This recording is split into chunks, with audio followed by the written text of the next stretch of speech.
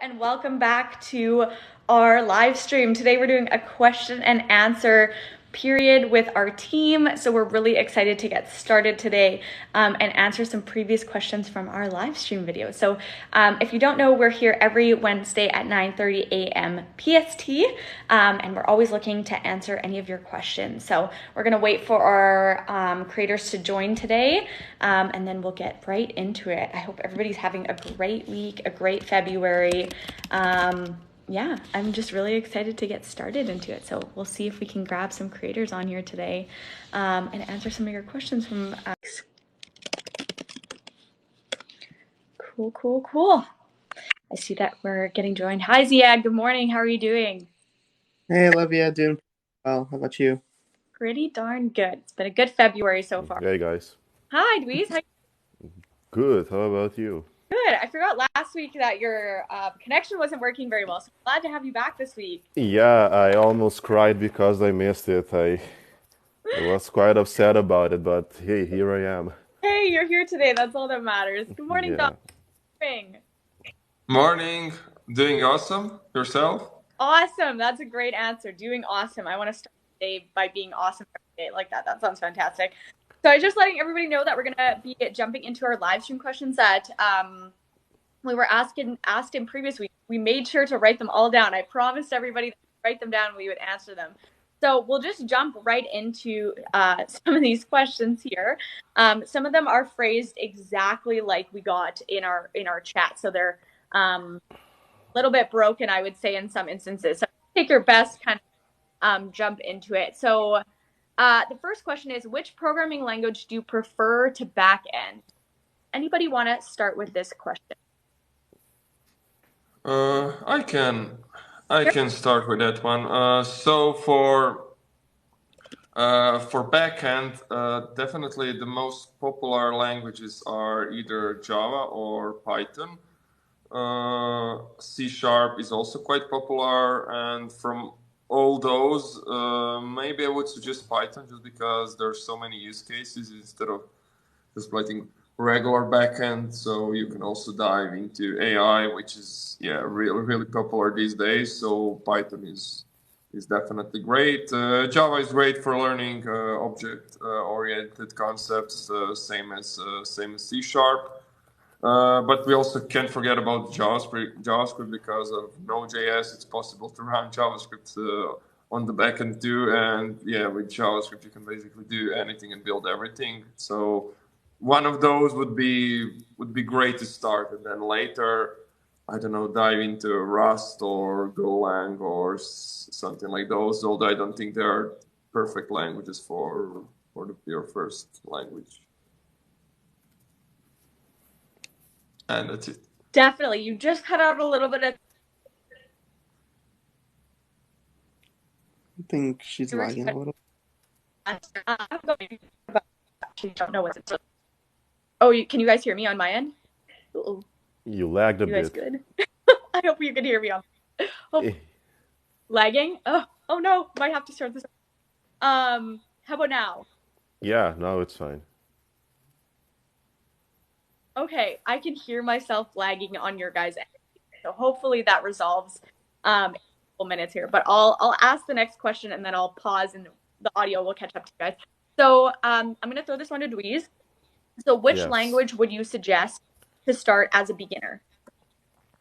As a beginner, so if you have no programming experience at all, like you have never seen a line of code in your whole life, I think a programming language, you can try out, I would say either JavaScript or Python, because those two languages are amongst the most used ones. And I think the syntax for the languages is not complicated like C++ and Java, I would say. Especially Python, it's really simple. The syntax is quite easy to grasp and it's popular, so you will only benefit from learning that. JavaScript, again, for its wide usability, and it's also used if you're going to learn languages like React languages. If you're going to learn React or just want to go in web development, I think it's useful. So JavaScript or Python, one of the two. Great answer. Fantastic. Next question, our list of many questions here is, do you use Firestore database for React projects, and which databases would you recommend for the React project? Yeah, I can take this one. Yeah, so when I first started out with like React in general, I was definitely using Firestore a lot. For those of you who don't know, Firestore is like this part of this developer suite that Google made called Firebase. And Firestore is like this NoSQL database that's pretty lightweight and easy to get started with, which is why it's like pretty popular for folks that are just starting out with React. If you just want to like build a quick backend, it's really easy to set up and it's really easy to manage as well if you're just getting started with these concepts. But I would say that I haven't seen a lot of cases where it's like used on a big scale with like big companies, for example. I think the second part of that question was like, what do you use in general with React projects? I mostly now use like some database engine that's offered by AWS, like RDS is what they're called. And the reason for that is because Firebase is NoSQL, and like most of the companies that I work with are still going like the relational database route, and Firebase just doesn't offer anything like that. So it's either then if you still want to stick with Google, they have like Google Cloud Relational Database Management or something like that, and for AWS it's called RDS. So I'd dig into those for React projects. They're also pretty easy to get started with and all that. So check them out. Definitely. So we have a question directly right to you about this, Ziad. What is? Ooh, can't see the question because it's Congrats. everywhere. That's awesome. So question for Ziad: what's the trick to creating a relationship in Firestore? Can you explain that maybe a little bit more too? A relationship in Firestore. I'm gonna answer that based on how I what I think you mean by that. So basically, when you have relational databases, obviously you can relate different tables using like primary keys and foreign keys, and that's just like how relational databases work underneath the hood. Now, Firebase and MongoDB, because they're NoSQL, they don't really require you to define like a schema. You can kind of just create these documents, which are objects, and they could like not be related to anything. But Firebase does have this really cool concept of like sub collections, for example. So if you have like, you know, a group of restaurants, for example, and each restaurant has a menu, and that menu has lots of items. The way you would design that is like you have the restaurant collection, and for each restaurant document, you would have like a menu collection, for example, and inside that menu collection is where you'd have your items. So it's not really the same as like primary keys and foreign keys, but that's essentially how you'd like define that relationship, is using collections and sub collections. You can also like hack it together where you actually place like a key as another like another field in your document to create that relationship. But yeah, that's kind of like the whole idea of doing NoSQL versus SQL. How are you going to relate your documents to each other? But that's how I would do it, at least. Definitely. That's a great overview answer. I hope that answered your question.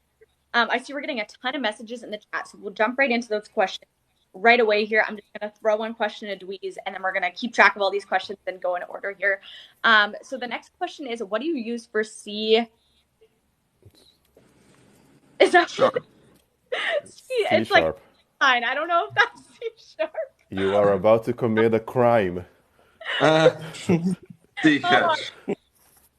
so C prime, C sharp for net, desktop, or web. Do you want to answer that? Yeah, so the language C sharp itself, you can use it to program in .NET, which is it's a framework from Microsoft, .NET, Microsoft .NET. And in .NET, basically you can develop web apps and just do use it for web development as well. It's pretty similar to I would say you can kind of compare it to React in a way because there are many things, many libraries within .NET you can use for development. But C Sharp, again, the language, it's mostly used for applications development, app development. You can use it for web development as well, but it's just, I think right now at least, there are other languages that are more commonly used than C Sharp, but you can use it for both. So for web development and just applications development, app development. Definitely, great answer. We have tons of people that have just joined our live here, so we're talking Q&A. Questions in the chat. So if you have any questions, throw them in here. We're going to answer all of them today. And we have a ton of content on our channel, so make sure you follow us. We're here every Wednesday at 9:30 a.m. PST. Awesome. So let's get into some of these questions. So our first question from the chat is, are companies hiring teenagers? So I don't know if this means like early teens or like late teens into like 19, like early 20s. I've been coding in Python and NS for many years, but I am young. So does anybody have any tips for him maybe on how to kind of find that job, that first coding job when he's or she is a little bit younger? I think Yeah, it's I can. Yeah. What feel I free, was gonna Sid. say real quick, there Yeah, are there are some companies that do like high school internships. They're obviously very hard to get. Like I know like Microsoft has one and Apple has one. And but they take like 10 people out of thousands, I think, that apply. So I think like your best bet realistically, if you want to get like real experience right now, is to go the more like informal route of just kind of like emailing like local businesses or local companies that aren't, you know, as big names as Microsoft or Amazon, and like show them that experience. Like maybe you have side projects or something that you've worked on, or you said you've been coding for a little bit, so I'm sure you have like a GitHub or something, so you could like send that over, and like just plain ask them like, hey, like, are you looking for any sort of intern this summer or this winter or whatever, and this is like the experience that I have. I know a lot of friends in the area that have like gone that route and ended up with pretty good internships like throughout summer and throughout winter just by like mass emailing people. It is pretty difficult when you're really young, but it's super important to get that experience early on. If you're in like college, as Olivia said, like the 19, like maybe 20 even age, then there's like so many companies that hire like actual interns, and you just have to like mass apply to those ones on LinkedIn or on their websites. But those are definitely a lot more frequent. definitely great answer. Dweez, we're kind of jumping here. Did you want to add anything to that? No, no, I don't. Okay, perfect. That's a great overview. And we are recording this, so it will be on our YouTube later. If you're in and out today, or if you want to listen to it on the podcast later, I know always go back and listen to kind of what we chat about. I'm just looking back into what all of our questions are here because we have so many that were dropped in the chat recently. The next question is: should a person try to get certified in SQL?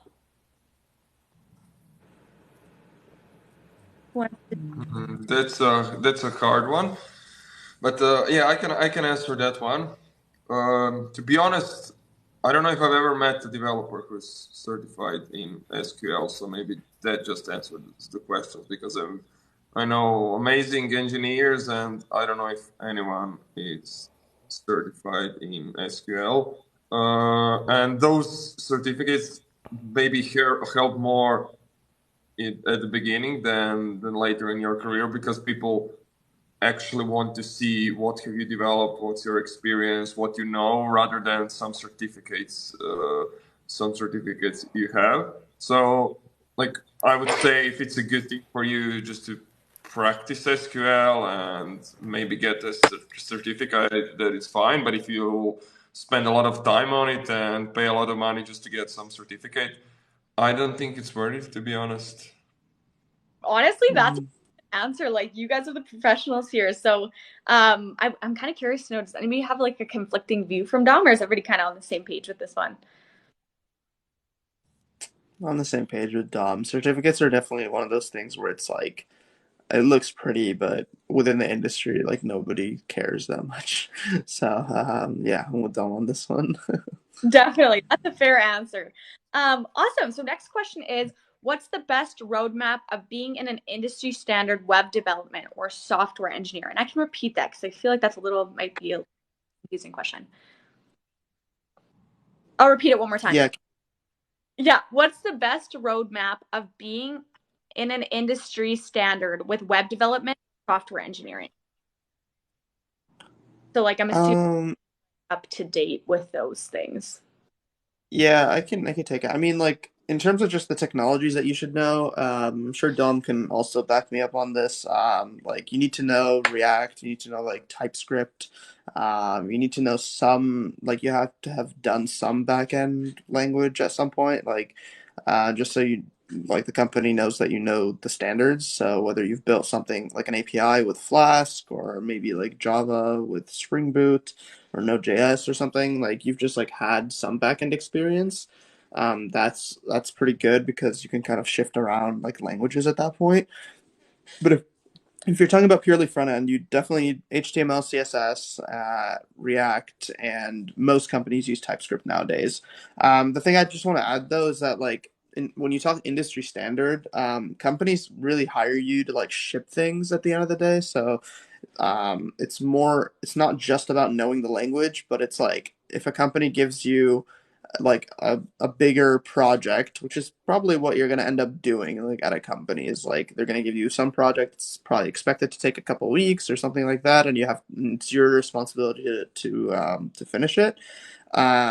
The company just wants you, or like the industry just wants you to ship things. So, like you might not know everything about that project, and it's very rare that you're going to have like domain expertise about that project, but you're expected to be able to like put industry level code together with like good tests and readable code and like work with your peers to accomplish that project. So I'd say yeah, like learn those languages and then also like try to get some experience in working with others because that's pretty important to becoming like a web developer as well. Totally. Great encapsulation of that. I hope that answered that person's question. Awesome. So our next question is, what is a valuable portfolio project that you can develop for C++ to aid in job recruitment? That is a great question. I'm going to throw this one to Dweez or Dom if you guys have an answer for this, just because you guys have been quiet. Ziad's been answering all the questions. He's our knowledge master for the day. For C++, to be honest, I don't have any projects for C++ because I don't work with it and then don't know it. But I would suggest like just ask ChatGPT, like literally type, give me 5 or give me 10 great unique ideas for project portfolios with C++ and see what ChatGPT can offer because it really can answer some of those questions. Because personally, yeah, I don't work with it, so I can't recommend anything because it's better to remain silent than tell wrong information. Maybe Dweez, if he can say something. You're You're muted, Luis. Thank you. No, I don't know C++ either, so I can't say much about projects for it, but as Dom suggested, check on ChatGPT. It gives great answer when it comes to yeah, things like this. Just ask it for a list of projects and see where you go from there. Totally. So yeah, do you have work or C++? I always lose track of what like programming Uh, languages experts in. thing is, C++ is a tough one because like I've done like like leak code sometimes with C++, like and stuff like that. But it's tough to like. I think it depends what you want to do. Like, because C++ is not the language that you would use to like develop websites or apps or something. I guess a lot of people use it for like game development. So maybe if that's the route you want to go down, then making something simple with like Unity and C++ might be the way for you. But I definitely have to agree with the rest of the guys here. Like ChatGPT or Google or something. Like, there's going to be popular projects that other people have probably thought of. Totally. Those are great answers. Honestly, I like the honesty that we're providing here. So this person in the chat wants to learn web development. So they're looking for any resources or boot camps that we can provide. Maybe if everybody wants. Yeah, so if you want to learn coding programming, you want to become a developer. I don't know. Yeah, it's specific to web development.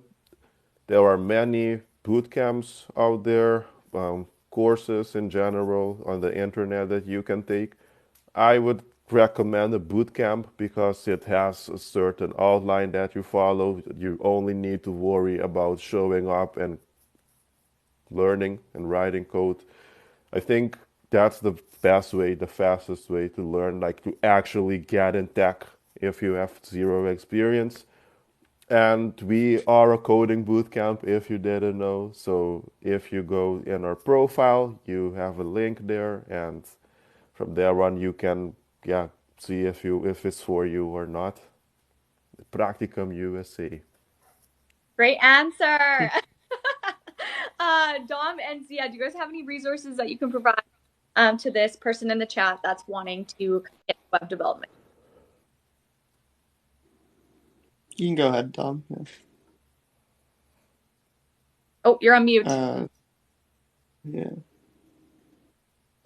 Okay, thanks. So yeah, as Dwayne mentioned, bootcamp, that's definitely the best option, and we have bootcamp. So if you can afford it, that's the best option, just because you like almost 100% sure that you will learn relevant things and get a job within a couple of months. And other solutions are, you have some Udemy courses and they are pretty cheap. They're like 20-30 bucks, so I'm sure you can afford that. Because you could just go around random YouTube videos, but that's a bit too hard, to be honest, because they're taught by different teachers with different styles, and you'll be really confused because the field is really big in general, and like getting more confusion, it doesn't make sense. So I would suggest bootcamp is the best option. Then second one is just get a Udemy course. There are many great courses. They're cheap, so much better than just randomly scrolling online and trying to learn things. Totally agree. I feel like a course is a really good way to learn everything that you need to in coding. Ziad, is there any other resources that you want to like shout out or provide for people? I know you talked about LeetCode a little bit. Yeah, I personally learned most web development stuff through Codecademy initially, which I think is pretty helpful. But I think like the core concept is the same. It's really helpful to have one either one style of teaching, like Dom said, or just a way for you to like code along as you kind of see things. The issue with YouTube is there's a lot out there, and also it's like you have to actively be looking at what you're watching, and then you go do it yourself. Otherwise, you're not really learning anything. So if you're someone that like wants someone to like kind of guide you along, then 100% like bootcamp is probably the way to go. And if you can't afford that, then there are like things like Codecademy online and stuff like that. But I just wanted to say, like, most boot camps, including Practicum, they like offer you money back, like if you don't get a job within a certain time.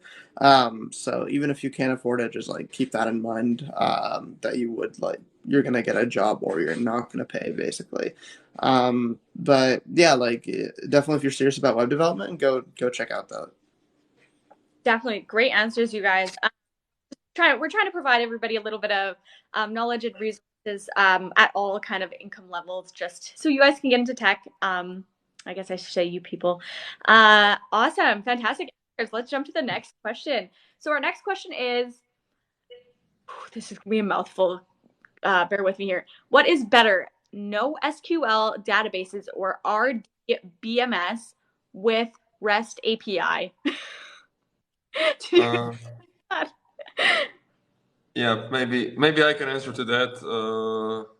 Ziad, I'm sure you'll be able to add something later. But it's like there's not the best solution, and we shouldn't couple it with REST APIs. So the question should be a relational database or a non-relational database, and it just depends on the use case. So if and not just the use case, but also your team and how good is your team with each database. I don't know if you want to create something like a new social networks, and then you'll have a graph of people, then it's maybe better to use a non-relational database, and because you can form a graph in that way. On the other hand, if you have like crazy performance and performance requirements, and you will be doing a lot of like analysis, maybe it's better to use a relational database. But at the end, like, it all depends on the use case and on your team. Obviously, if everyone in your team knows only relational databases and you need to make a complex project, you'll be using relational databases. And I don't think you should couple it with REST API, because that's a different question. Like, so long story short, it depends. Definitely. It's like asking it's like asking a question: what's a better programming language, Python or JavaScript or Java or Golang? It depends on the use case. One is better for one thing, the other is better for other things, and also the best is the one that you can actually use and that your team can use and build stuff. Definitely. That is a great answer, I feel like.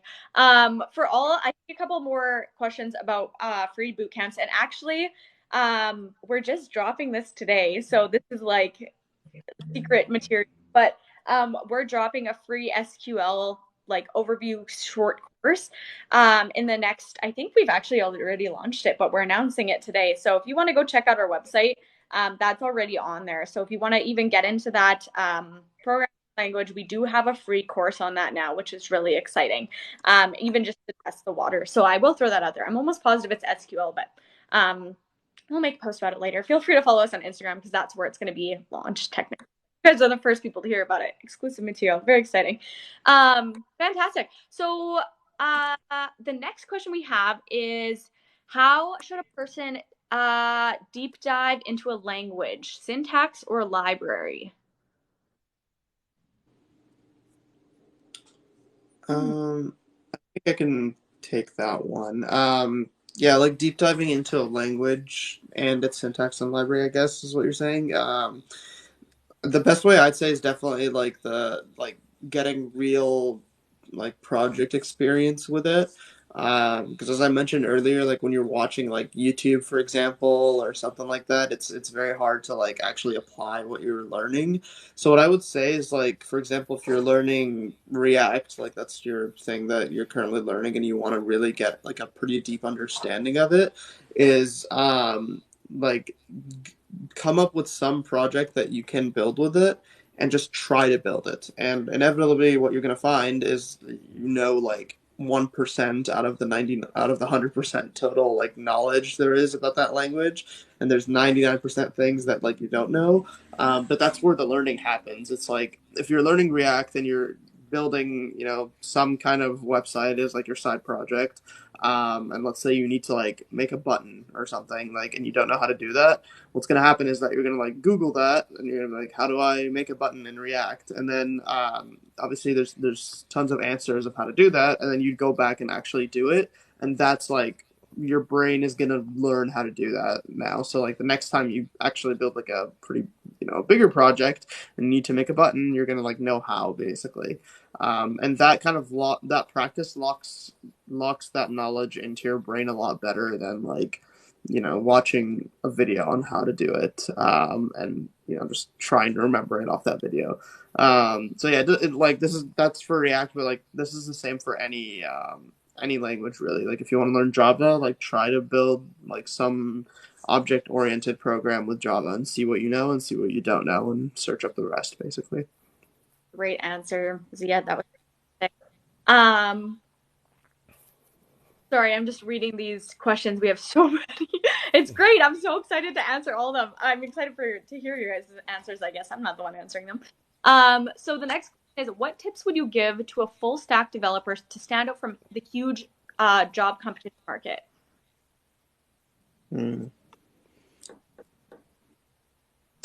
Yeah, that's a tough question.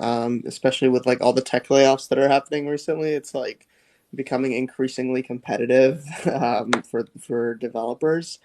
Honestly, like, so there's kind of two aspects to this. Like, standing out is pretty hard, I would say, like because there are so many very talented engineers that are like on the market now. I think like there's been a total of 50,000 tech employees that have been laid off in total, and a lot of those folks are coming from like Google or Amazon or Microsoft, and like those are they have some pretty strong names on their resume. So like I wouldn't focus as much on standing out as I would like making sure that you're like putting in the effort required to actually land that job. What you're gonna find as you kind of like apply, like obviously once you've got like the initial things in order, like make sure your resume is formatted correctly, like you have like cover letter templates written, stuff like that. Your LinkedIn is updated. Like go through those initial steps for sure. But once you have that, you're probably still gonna find that it's like everybody else has that too, but at least you're like among the people that are applying.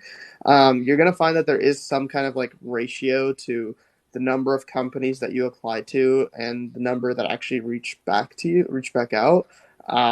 So with that in mind, you kind of like have to hit your numbers essentially. Like if there is a 1% chance that companies are going to reply to you, then you have to apply to 100 companies to get one to reply to you. That's just like the name of the game. And what's interesting is that like a lot of people end up kind of like giving up or saying like I'm just gonna wait this out or something. So if you really want a job right now, your main task is to like outlast those people. Because I mean I've been seeing posts on LinkedIn all the time of folks being like, yeah, I got laid off. I'm gonna like take some time off, recharge my batteries. Some folks travel, some people like change industries altogether, stuff like that. So you have to like keep that in mind. Like if you really want to get a job, then you really have to just apply to hundreds of companies and outwork the people that are also applying essentially. But get your ducks in a row first. Make sure your LinkedIn's up to date, like resumes formatted, all that kind of stuff. Definitely great overview. Yeah. I will also just add in here that if you really like are obviously at the end of the day, like jobs are like the number one goal if you're gonna like get into tech. Like obviously you want a job to apply that knowledge to. So if you want to like have like 100% guarantee either your money back or wanting to get a job, Practicum Bootcamp has 100% guarantee. So if you don't get a job after 6 months in like the tech field, so like if you take the data science course, and you don't get a job in that course, we'll give you your full tuition back. So you get your knowledge, and then you also have the potential to get a job or a full refund, which is it's really great, especially in this market with again all these tech layoffs. We've said this in other streams though, like tech layoffs go like this, like they're peaks and flows. So there's always going to be like a peak after, because right now we're going like this. So it might be tough for a while, but there's definitely more tech jobs in the future, and especially with all these AI new things coming out. Like basically all companies need tech in some way or another. Sorry, that was a long rant. Let's get to another question. So this one's actually really good. Is it important coding to become a good programmer? Louise, do you want to answer this one? Yes. So, yeah, is it important to love coding to become a good programmer? I would say with anything you do, if you don't enjoy doing it, you're going to be miserable. You're going to have a hard time. That holds the same for programming, for web development, for whatever you want to do in tech. You don't need to love it, I would say. Like it doesn't have to be your passion, but if you dislike it, you are going to have a very hard time doing it. So yeah, I would say no, it's not important to love it, like you're obsessed with it, like you wake up at 3 in the morning and start writing code. You don't need to go that far. But if you strongly dislike it, I wouldn't recommend it. You don't need to love it, you just need to, you know, not have a strong dislike towards it. Honestly, that's a very fair answer. Fantastic. Great answer, Louise. Thank you for sharing that. Dom, I'm going to throw this question to you just because you've been a little quiet. So here's a really good question. So can you recommend some projects for a front end engineer? Yep, definitely. So some projects are, well, you want to be a bit unique, and you don't want to like create something that everyone creates, like I don't know, Pokédex app or something like that. So what would I recommend? Some ideas could be, I don't know, a virtual closet where you just allow users to upload their images of their clothes to an app, and then you can categorize them by type or color or something like that, and you can create outfits there and stuff like that. So like something like that. That's a cool idea. Like on the front end, you can use React, and it would be a cool thing on the back end because you don't need to spend a lot of time on backend. So just use Firebase because you can easily communicate with Firebase. Has everything. It's like an API plus database in one, and documentation is great. So you can like easily store your files there. So yeah, I would recommend that like for a unique project and designs. You can find some inspirations, for example, on Figma. Figma community is a great place where you can find like loads of designs. They don't need to be exactly the same designs as there, but you can definitely find a lot of things for inspiration. Cool. Great answer. There could be another question for you too, because it kind of relates to software engineering. It does relate to software engineering. It's in the question. Is design patterns essential for getting a job in software engineering during interviews? Is it essential? I would say the design patterns are possibly more essential for backend roles. But to be honest, yeah, it's good to go through them because many companies, especially like for more junior jobs, many companies will go through them. But it just depends on the company.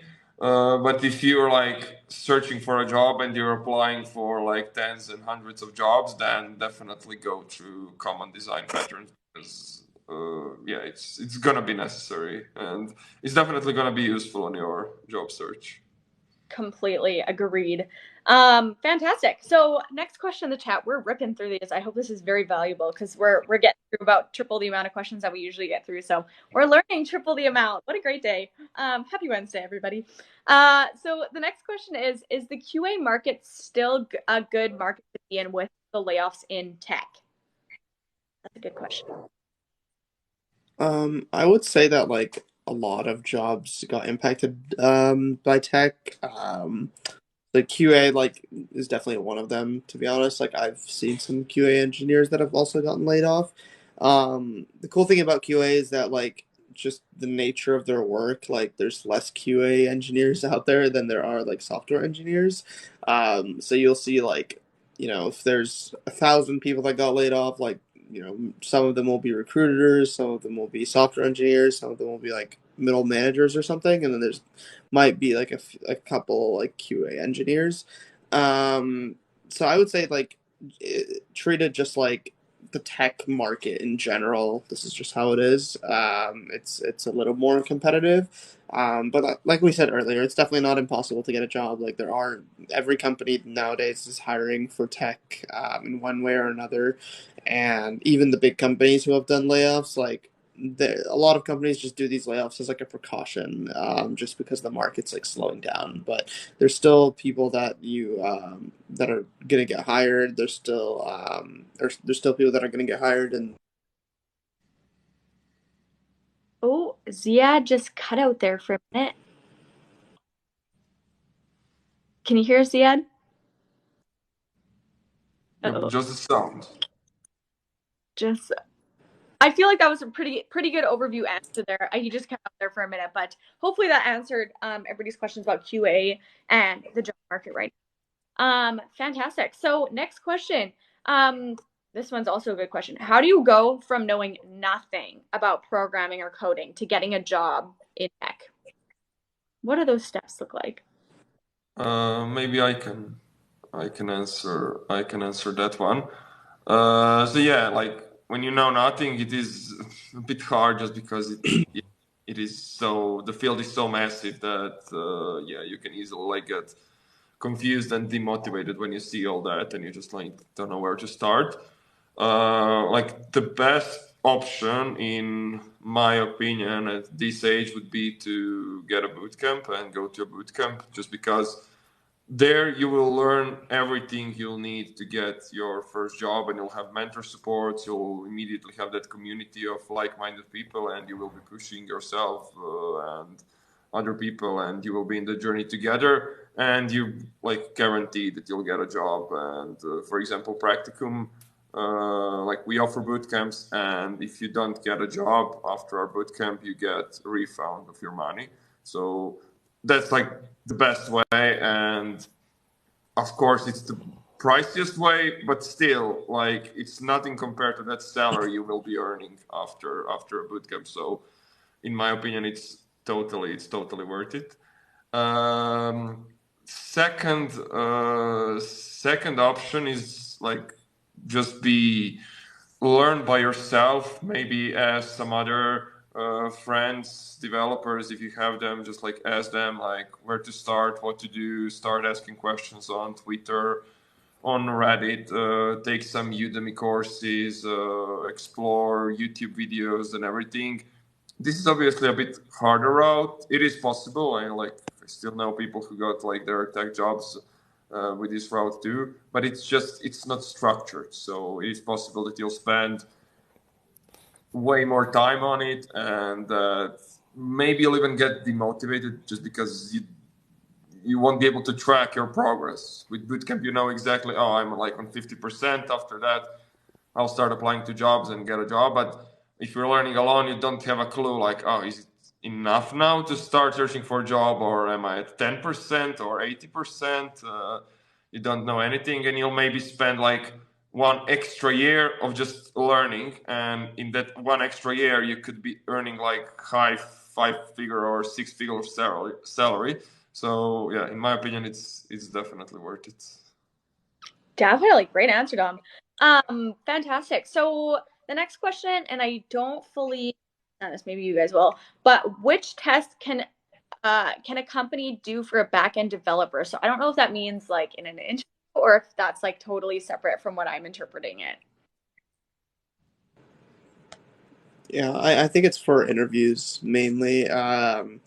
So like for backend engineers specifically, you'll definitely need to know just like like if you're doing an interview, they'll expect you to know the concepts of backend. It's like, how do you design a client server application? What's an API? Like, what's the difference between REST APIs and like GraphQL, for example? Like, there's a lot more breadth when it comes to backend engineering. So like you'll be expected to at least be like familiar or like curious about a lot of different technologies. And then in terms of actual tests, I think most companies still go like the leak code route, where they're going to give you like a problem to solve on the spot, even if you're a backend developer.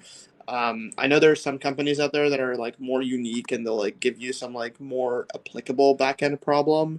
Like for example, a company that I used to work for, like the backend interview for them would be something directly related to what the company was currently working on. So you had to like, I think, set up some web RTC thing like on your end and stream like the interviewer's camera like to your screen or something manually. It was like some like cool problem like that, which was like unique, but it's still on the spot like coding interviews. So you should definitely be expected to be like a problem solver, even when it comes to back end specific interviews. Definitely. Great overview. That's fantastic. Oh my gosh, I'm going to sneeze. Give me 1 second. Okay. Back to our questions. What is the job market right now for a data scientist role? So I'm going to throw this one to Dweez. Do you want to answer that? Yeah, I'm kind of sneezy too. Bear with me. This time of year. Yeah, so for data scientists right now, at least, it's we are in a really data-driven society. So everything is data, data, data. So it is a sought after skill because someone will need to communicate the data and the findings of the research to both technical and non-technical actors.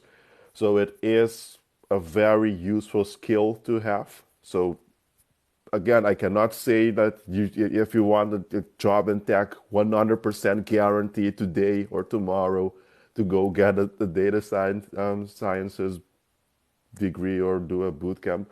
But it's really a sought after skill right now in tech, especially also with AI.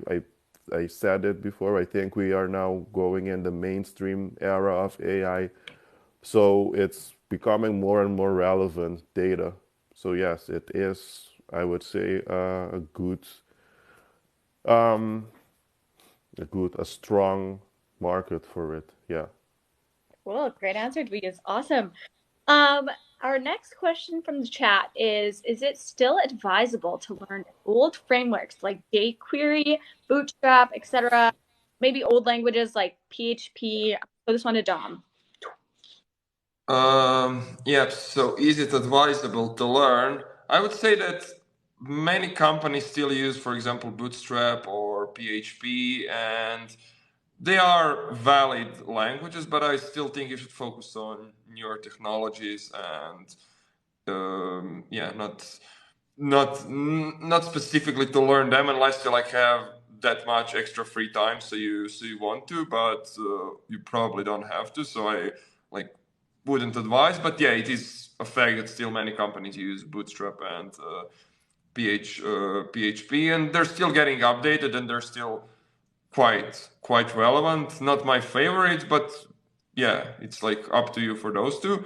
But for jQuery, definitely not, because jQuery is quite an old JavaScript framework, and it's not even component based. And in my opinion, like every company that is valuable and every company that will teach you valuable things should have moved from jQuery to something else, like React, Vue, Angular, Svelte.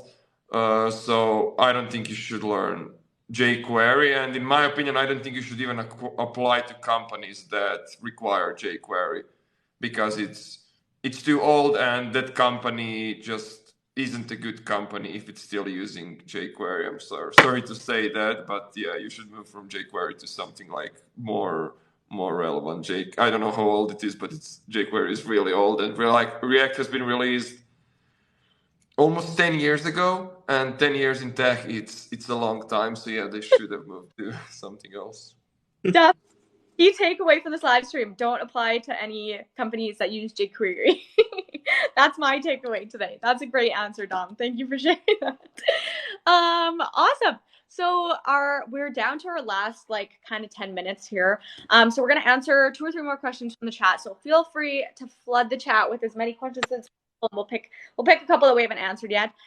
Again, we're here every Wednesday at 9:30 a.m. PST. I think we're gonna have a special guest next week, which is really exciting. So yeah, make sure you give our account a follow, and we have great resources on our channel from our creators. They're always on there, giving some advice, and we're about to launch this amazing coding series. So you're about to learn a lot from our channel, which is super exciting. So we're gonna answer a couple more questions, and then we'll see you next one. Next question is, please advise on the best ways to start as a front-end developer, and which JS LIB you should recommend to start with. I don't know if I said that right. You did. Yeah, it's all right. Maybe I can take that one too. Sure. Okay, the best way would be start with the simplest and easiest, and that's HTML. HTML is here for the structure of the page, and it will look ugly, but that doesn't matter. Just like create and play around with HTML element and create an ugly looking website with HTML it's like in 90s, and that's all good. After that, move to CSS and just add some styling with CSS and play around with it. Try to create a few simple websites, maybe your personal websites. Find some ideas on Figma community, and yeah, just create like a simple, nice, modern website with HTML and CSS. And after that, you can play around with JavaScript, and to that website just add some logic, add JavaScript, maybe start with like super simple apps. It doesn't have to be anything crazy unique, but I don't know, just like a calculator app, or a weather app, or to-do app, or Pokédex app, just like those common boring app ideas, because it's still good, because you need something like simple to learn JavaScript, just to like add logic. And I would suggest like definitely spend way more time on JavaScript than on HTML and CSS together. So I would say like spend 2 times more time on JavaScript than HTML and CSS together. And that should be a like process: HTML, CSS, JavaScript. And then when you're comfortable enough with JavaScript, go to React.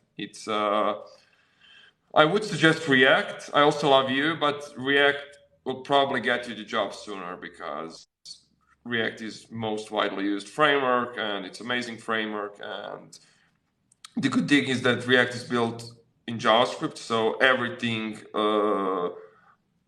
you'll be doing with React will still include JavaScript, and it will still include HTML and CSS. So you can see that it's just like progressing further. So you'll be learning all those 4 technologies, and yeah, then you can create some more complex and unique ideas. I would suggest like just ask ChatGPT to give you like 10 unique React ideas, and pick something you like, and do it. And then I would say that after that, like when you have like a nice website and a few portfolio projects, of course still keep learning, but you can start applying for jobs. Why not?